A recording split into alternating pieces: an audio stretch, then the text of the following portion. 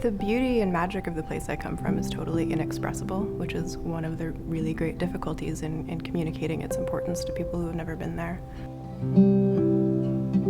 At every scale, that magic is there, that you can be right down in the grasses and right down on the forest floor, and that there's incredible, intricate beauty. And you can step back and take the long view and take in those huge sunsets and those huge oceanscapes and those huge trees, and it's just as powerful at every scale. It's one of the most unique places on the planet, and I've lived there my whole life, but every time I walk in a river or walk in a forest, I just always have that feeling like it's a magical place and it's something special. And every time I see a bear or a wolf, I just don't want to take something like that for granted.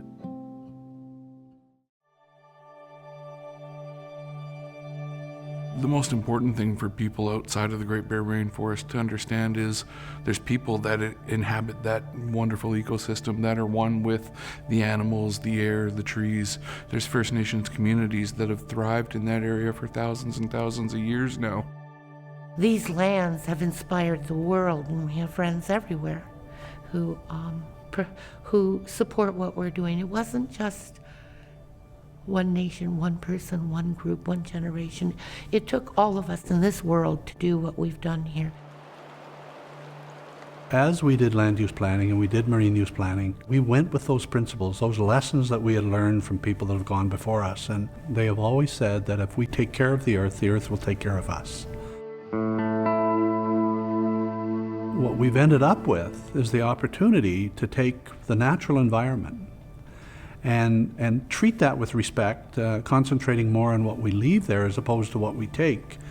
And you can translate that into an economy. So that's really what is the foundation for carbon offsets for our communities. When I'm thinking about carbon offsets, it's not that we're introducing a new idea or a new concept. We're giving new language to a really intrinsic idea.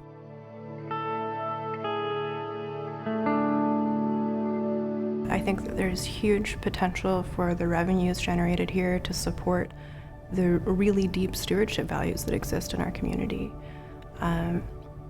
When you're thinking about those bigger ideas of people in place and how they interact and how you can sustain those interactions in the way they've been sustained for 10,000 years and more, the best way to invest that revenue is in making sure that we're sustaining that into the future, and that for the next 10,000 years that we're able to continue interacting with place in the same way.